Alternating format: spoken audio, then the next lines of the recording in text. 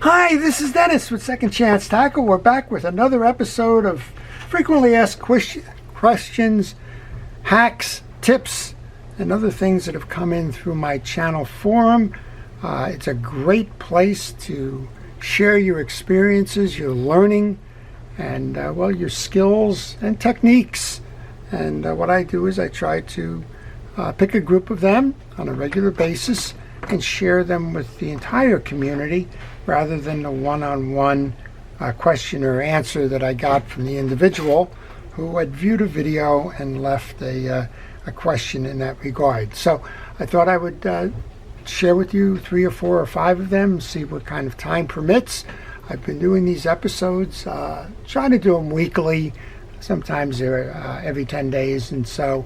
But regardless, I think it is a useful forum. And if you like this kind of a video, I would encourage you to subscribe. If you do subscribe, please use that notification button. That notification button will let you know when I'm posting.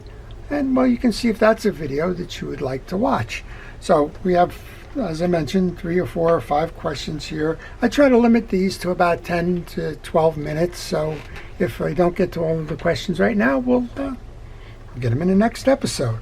So let's start with the first one. It was actually an extension or a qualification or an alternate way of measuring that I had shared with you when I did a Tools of the Trade, and we had looked at the digital caliper. This one is by Boca Bearing. It's a stainless steel caliper. It's a beautiful piece of equipment. Well, we were talking at the time about measuring a axle shaft. A lot of the measurements that you need to do in terms of your parts ordering has to do with getting the lengths or the widths or the diameters or whatever it might be correct. And one of the things I was showing when I was saying, let's say you had to measure this tip here, one of the ways you could do it is you could use your inside caliper, kind of measure it out there at 41.8. Well, one of our astute viewers said, the other alternative is you have the measuring stick coming out at the bottom here, and you can do the same thing, maybe even more accurately, if you use that stick to do that measurement. So we'll show you how that works. You simply put the one-sided stick on the one, kind of measure it up on the other. Interestingly, in this case, I got about the same measurement doing it both ways, but this does correspond. It does move in and out just like the other 3 features and functions, and I wanted to share that with you. And let's see if I can find out who that viewer was. And so that came in from D-Dude 1407. Thank you for sharing that. Just another way that you can use your calipers to be more precise, to get the right measurements that you need on a piece or a part, and to keep your fishing reels maintained and properly functioning. All right, the next question comes in. I get this one quite a bit. What is the difference between a rear drag fishing reel and a top drag fishing reel? And then I always get the which one is better. And I'm going to let you decide that. I have a preference for the top drag fishing reels, but that doesn't necessarily mean they're better. Here's 2 nice reels. This is a Pfluger Tryon, and this one is an Abu Garcia Cardinal. And both of these are very nice reels. And so let's talk a little bit about what the differences are. The obvious difference is that you have the rear drag on the Cardinal. What is the rear drag? Well, you have an axle shaft that's coming through the main body of the reel, and the drag washers are located below. There is a set of those washers. One of them will grip the axle shaft, the other will grip the body, and when you tighten them down and compress them, they grab both the body and the axle shaft and tighten down your drag on your reel.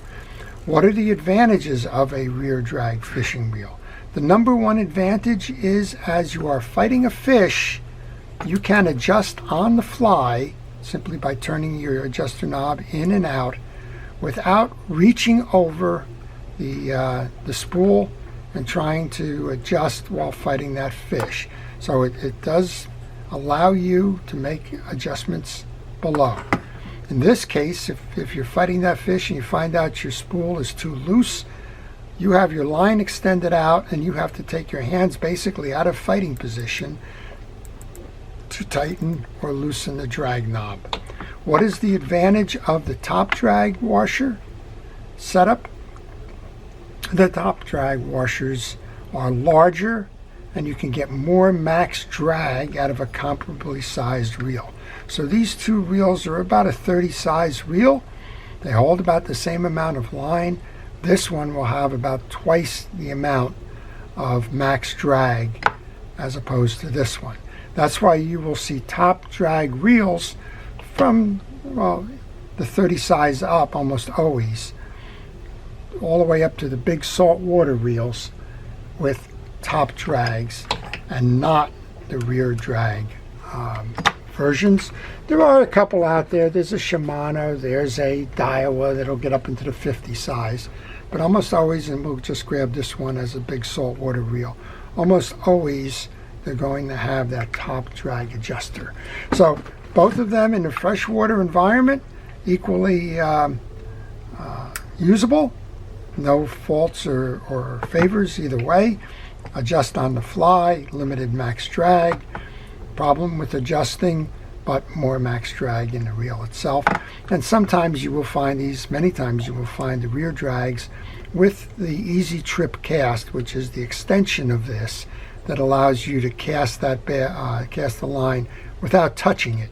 You simply will pull back on that lever. That lever will open it up to allow you to cast. Okay, that's always an interesting question. It's always fun, and thank you for submitting that. Before I put that away, I got a second tip.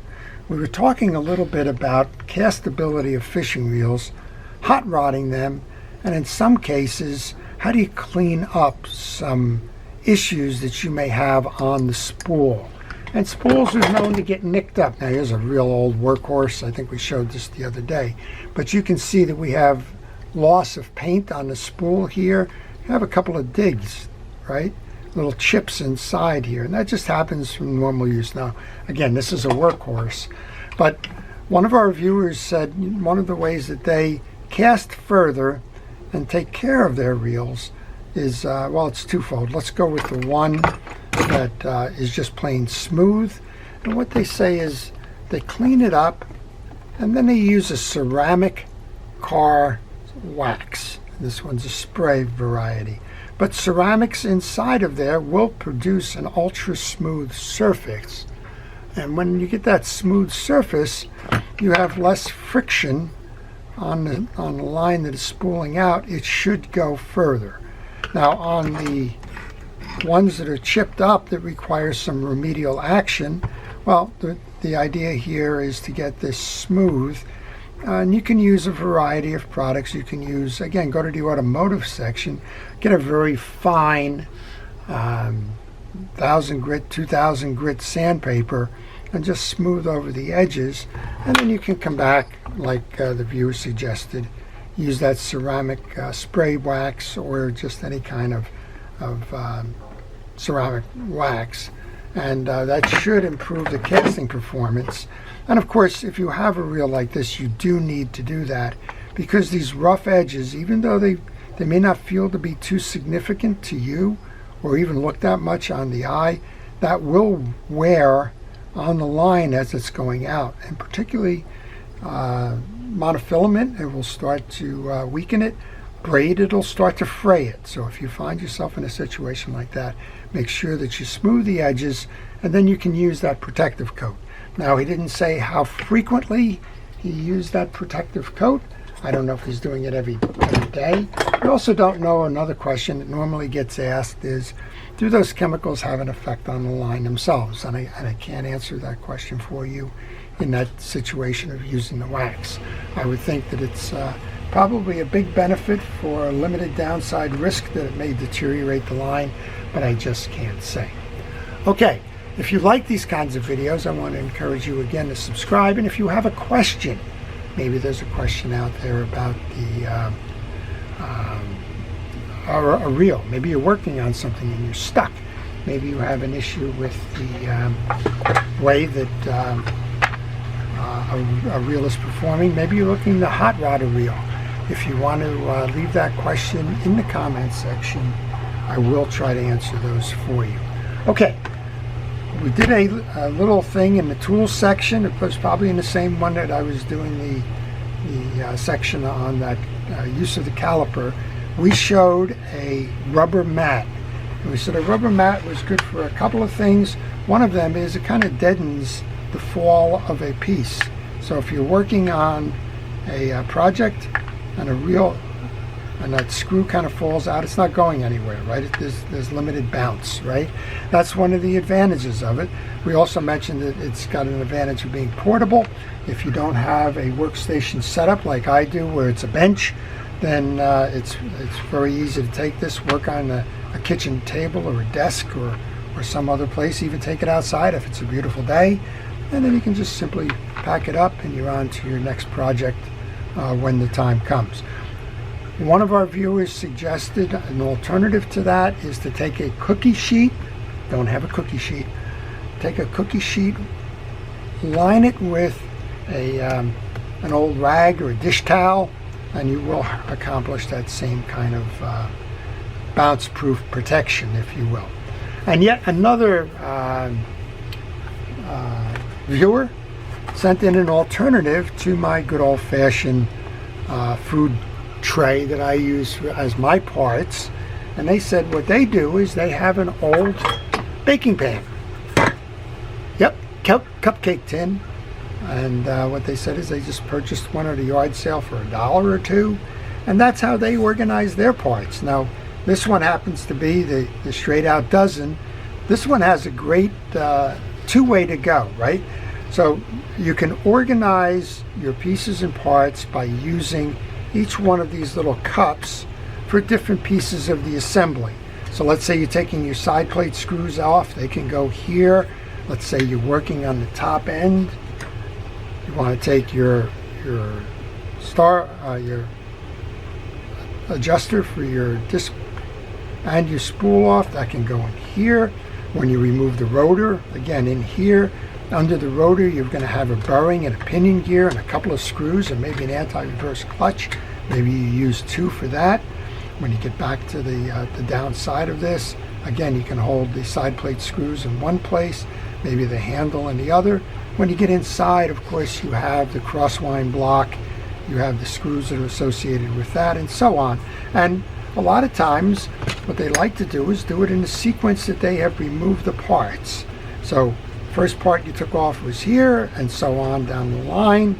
Maybe the last part, let's assume you're using all 12, are here. And that lends itself to a reverse strategy when you're going to reassemble a reel. In other words, last out, first in. This would be the last out, followed by this, by this, by this, and so on as you work your way through it. Nice alternative. I don't go with that. I go with a similar thing. Mine's a food tray. Mine, as you can notice, has 8 corners. I call mine my system of organization, organized chaos. But generally, I do the same thing. I reserve each corner of the tray for different pieces of the assembly.